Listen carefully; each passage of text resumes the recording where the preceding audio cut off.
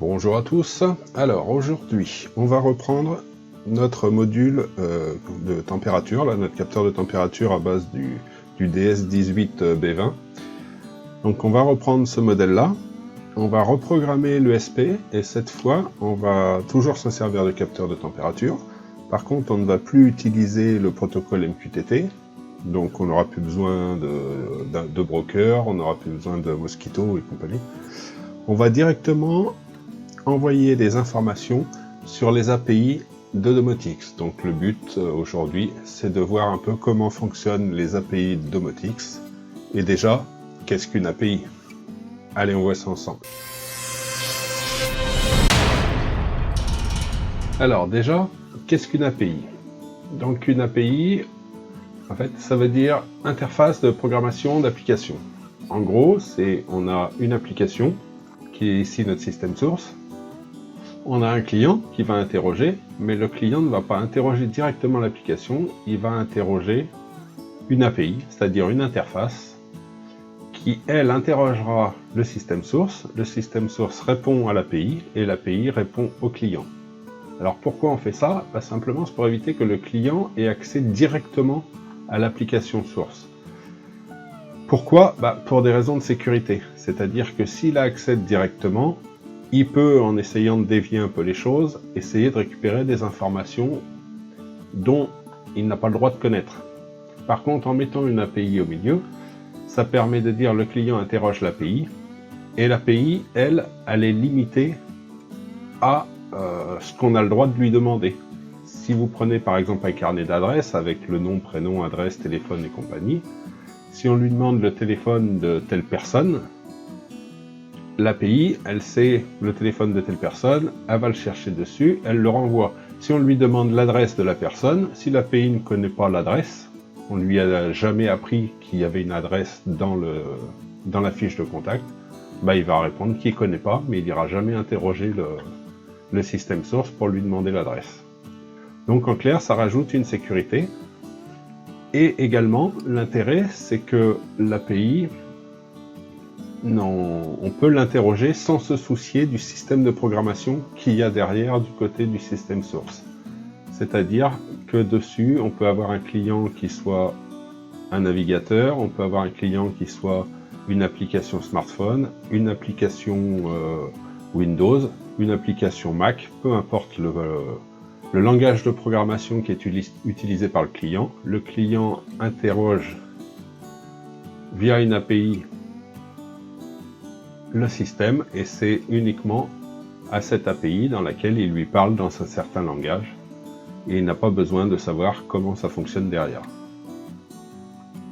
Alors si on prend notre exemple avec Domotix, puisque nous l'intérêt c'est d'utiliser Domotix, ici on a notre système Domotix, on a différents clients, que ce soit un ordinateur, une tablette, un smartphone, enfin peu importe.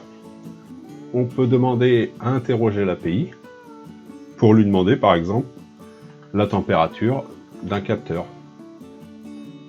Ici l'API demande à Domotix, elle renvoie à l'API, l'API renvoie au demandeur. On peut demander à passer un contacteur à un état on ou off. On demande à l'API, c'est l'API qui demande à Domotix. Mais le client ne demande jamais en direct à Domotix. Alors pour voir les choses un peu plus concrètement, on va aller voir comment ça se passe dans les API de Domotix. Donc on va sur Google, on tape API Domotix. Voilà, et là on tombe sur le wiki de Domotix sur lequel on a les API. Donc les API, déjà comment ça se passe, c'est sous cette forme-là. Donc soit il faut passer le user password s'il y en a un, sinon s'il n'y en a pas, on passe juste l'adresse IP ou le nom DNS et le port utilisé. Alors moi, comme mon Domotix, je l'ai toujours dit, il n'est pas ouvert sur internet, donc ça ne me gêne pas, j'ai pas de password ni d'utilisateur, j'utilise directement l'adresse qui en plus est une adresse privée, puisqu'elle n'est pas accessible de l'extérieur. Et ensuite derrière on lui passe un format. Alors on lui passe une commande, donc là c'est un JSON HTML, le type, on lui dit que c'est une commande, paramètres, donc c'est un uDevice, donc on veut parler à un device, donc l'ID du device, là la valeur, la n-value et la s-value, la valeur qu'on veut lui donner. Donc ça, c'est un exemple d'API qu'on interroge via un navigateur web. Alors des API, vous en utilisez tous les jours sans vous en rendre compte, hein, notamment avec vos applications de smartphone. Les applications de smartphone, elles ne se basent que sur des API lorsqu'elles s'interrogent un serveur. Je n'interroge jamais la base de données en direct. Et donc là, ici, voilà un exemple d'API. Alors là, quand on regarde, on a par exemple ici, si on veut savoir le statut d'un device. Le statut d'un device, il suffit de passer cette commande-là derrière, donc avec juste toujours le json.html. Le type, là c'est device, et l'ID du device pour connaître son statut. Là on va le faire par exemple. Si je prends mon Domotics, j'ouvre un nouvel onglet, clic droit, ouvrir dans un nouvel onglet. Dans ce nouvel onglet, derrière, je lui passe mon paramètre, l'ID du device. On va regarder ici, celui-là. Si je clique sur log, l'ID c'est 31. Donc je vais interroger en fait ce capteur de température. Et on va voir ce que Domotic nous répond. Et donc là, moi je ne fais qu'interroger ce que Domotics veut bien me donner sur ce capteur. C'est pas moi qui vais chercher dans Domotics à savoir tout ce que je peux savoir sur ce capteur.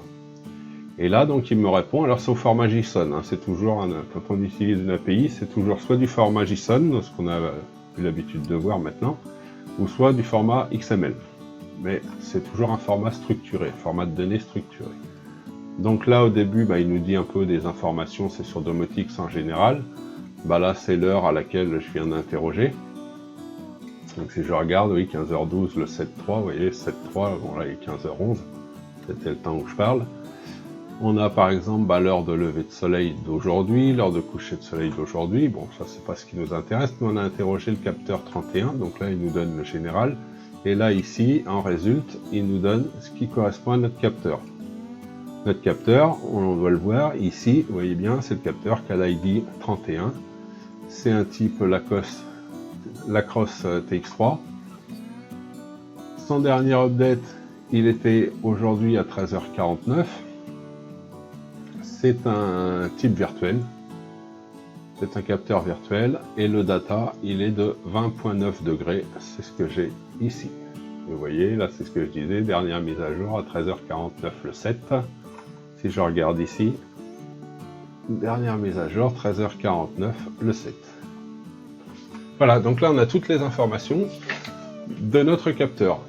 Alors ça, c'est bien, c'est si vous voulez par exemple, si vous développez une application pour téléphone ou autre chose, et vous voulez rapporter sur votre affichage la température de ce capteur, il suffit d'interroger via JSON le capteur et on récupère le data et vous avez la température.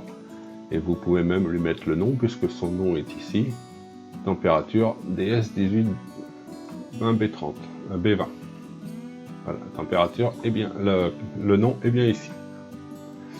Alors maintenant, il y a autre chose, c'est qu'on peut, donc là c'est le but justement de l'exercice d'aujourd'hui, c'est qu'on va avec notre module récupérer la température, et là on va l'envoyer à Domotics pour mettre à jour ce capteur.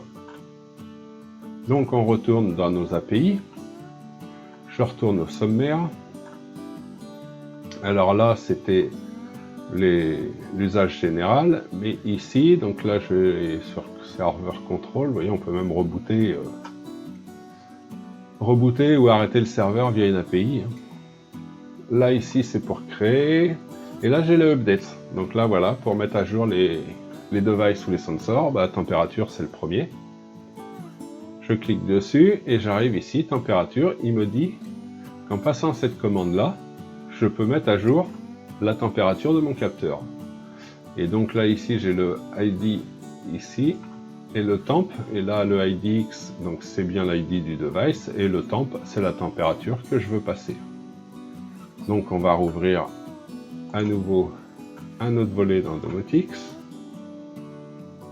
Je retourne ici, je fais un copier de ma température, enfin de la commande que je dois passer pour la température. Je fais un coller. Et ici, donc chez mon Domotics, JSON, type commande, paramètre uDevice. L'ID, on a dit, c'est le 31. Et la température, alors là, elle est à combien? À 20.9. Allez, on va lui mettre à 20.6. Je valide. Là, il ne m'ordonne pas tout l'historique, puisque là, je n'y ai pas demandé une information, j'y ai juste passé une commande. Donc, il me répond que le statut est OK, comme quoi il a bien pris en charge la commande, et comme quoi il a bien mis à jour le device. On a mis 20.6 en température. Si je retourne sur Domotics, vous voyez que mon capteur est bien passé à 20.6, et la mise à jour s'est faite à 15h15-31. Il est toujours 15h15, un peu plus de 31 secondes. Donc voilà comment on peut mettre le capteur à jour également, d'une façon totalement, enfin je ne vais pas dire automatique, mais disons indépendante de Domotics, sans aller trifouiller dans la base de données. C'est juste en utilisant des portes d'entrée et de sortie pour interroger, mais en utilisant des portes qui sont autorisées et prévues pour ça.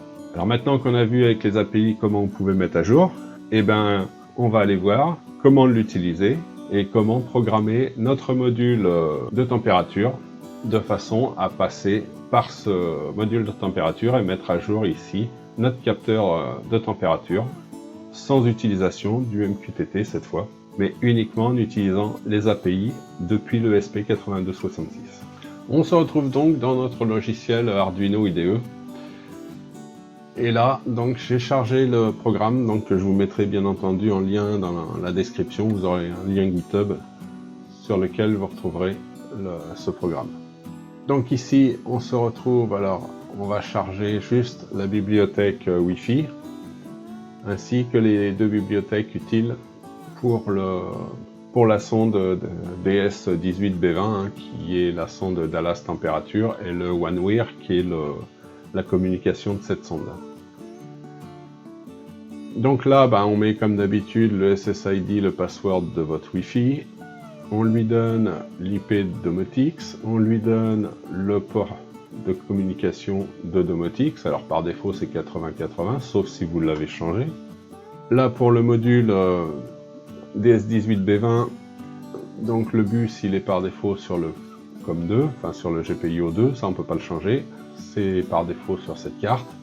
On définit les variables de température qu'on initialise à 0. Donc c'est un float, hein, puisqu'on autorise les décimales. Et puis on définit, alors là le temps de pause, en fait c'est le temps de rafraîchissement, toutes les 30 secondes il va me le donner. Après là ici vous mettez le nombre de secondes où vous voulez à chaque fois que la température soit renvoyée sur votre Domotics. Ici on retrouve le device, donc 31. Ensuite, on a toute l'initialisation du Wi-Fi. Et puis là, donc les petites différences, ça va être dans l'envoi des datas. Donc là, on a le relevé de température. Et dans l'envoi des datas, en fait, ici, vous voyez, on passe une commande get. En fait, pour ceux qui...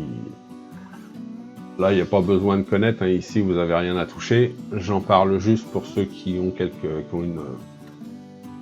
compétences dans le domaine. On envoie une commande get. Le message, c'est en fait, on va le construire ici. Ça, c'est la ligne JSON, commande du dev avec IDX égale, là c'est l'IDX qu'on a mis en haut. La valeur de température, c'est celle qui a été relevée ici. Et ça, on l'envoie à Domotics. Donc par rapport à son IP et son port de communication. Voilà, ensuite c'est tout, on met message envoyé et terminé. Donc là, un programme tout simple. Donc pas le programme, on va le télécharger, enfin le téléverser plutôt, dans notre ESP. Alors pour ça, on reprend notre ESP, l'adaptateur USB ESP et on connecte ça sur l'ordi. Alors une fois connecté, on lance le téléversement. Donc il commence comme d'habitude, compilation du croquis et téléversement. Et une fois le téléversement terminé, on ira cliquer en haut sur le moniteur série pour voir s'il se connecte bien au Wi-Fi. Voilà, on lance le moniteur, donc là il est en train de se connecter, effectivement, Wi-Fi connecté, il m'a donné l'adresse IP. La valeur de relevé, bien entendu, elle est de moins 127, puisque le capteur, le module capteur, il n'est pas connecté sur l'ESP, vu que l'ESP est connecté sur le support, sur l'adaptateur ESP USB pour être programmé. Et puis là, j'ai mis donc la variable que ça doit me renvoyer, donc c'est bien l'ID 31, et puis là, la valeur, c'est moins 127, puisque il n'y a aucun relevé de valeur. Donc on récupère notre SP et on va le brancher sur le module, et je branche le module sur l'alimentation. Alors là voilà, c'est branché, je reviens sur mon capteur, donc il m'affiche moins 127 degrés, puisque en fait c'est quand l'ESP était connecté directement sur l'ordinateur, il a quand même envoyé la donnée via l'API, donc on va attendre maintenant qu'il envoie sa première donnée. Voilà, il vient d'envoyer sa première donnée, donc là on est passé à 20.44.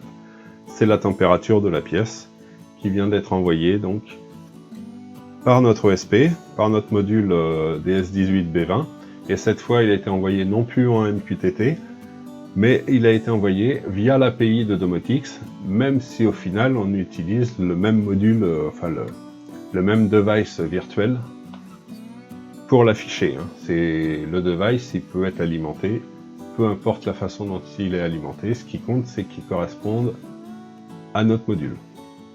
Donc voilà, petite présentation des API, là ça a baissé encore un petit peu, oui, parce que comme je viens de le brancher, j'ai peut-être touché avec les doigts, donc ça a chauffé un peu le capteur de température. Donc on a fait le tour on a déjà fait une petite présentation des API. Donc maintenant, je vous encourage à aller voir sur la page du wiki des API Domotix. Alors là, vous avez plein de choses. On peut obtenir, vous voyez, les voltages, les pourcentages. On peut même directement assigner des variables. C'est-à-dire, on peut faire plein de choses. On peut retrouver tout en haut le menu. Donc là, le menu, où on voit tout ce qu'on peut créer. On peut directement créer un device via une API. On peut même activer ou désactiver du matériel. Donc là, ici, température, humidité, baromètre, à la fois température, humidité dans la même commande. Ça, on l'a vu avec la DHT11. Là, pour un capteur extérieur, on va avoir température, humidité et baromètre dans la même commande. Enfin bon, il y a un peu tout.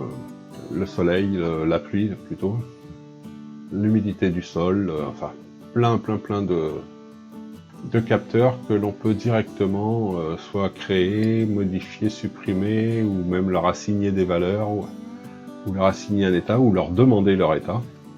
Tout ça via les API de Domotix. Voilà, je vous laisse un peu avec le sujet, je crois qu'il y a pas mal à étudier. Et puis je vous dis à bientôt pour une prochaine vidéo. Allez, à bientôt!